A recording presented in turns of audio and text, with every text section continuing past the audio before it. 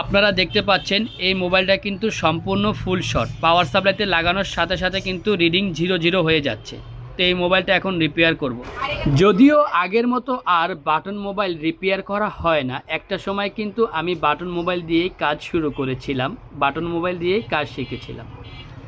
তো এখন ব্যাটারি কানেক্টরের আশেপাশে রজন ধোয়া থেরাপি দিচ্ছি, কারণ ম্যাক্সিমাম টাইম ব্যাটারি কানেক্টরের আশেপাশেই যেই সমস্ত ক্যাপাসিটর ডায়েটগুলো থাকে সেগুলো শর্ট হয়ে যায়, যার কারণে মোবাইলটা ফুল শর্ট হয়।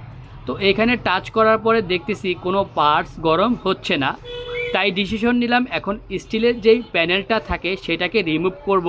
তারপর এখানে যে পাওয়ার আইসি, নেটওয়ার্ক আইসি আছে এগুলোর উপরে এখন রজন বা ধোয়া দেওয়ার পর দেখব কোন আইসিটা বা কোন পার্টসটা গরম হয়।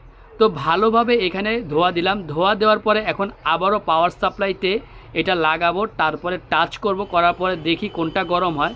তো এখানে আপনারা একটু লক্ষ্য করে দেখেন, এখানে কিন্তু যেই নেটওয়ার্ক আইসিটা ছিল, নেটওয়ার্ক আইসিটা গরম হচ্ছে। তো নেটওয়ার্ক আইসিটা এখন এখান থেকে রিমুভ করব। রিমুভ করার পরে দেখব এটা চালু হয় কি না।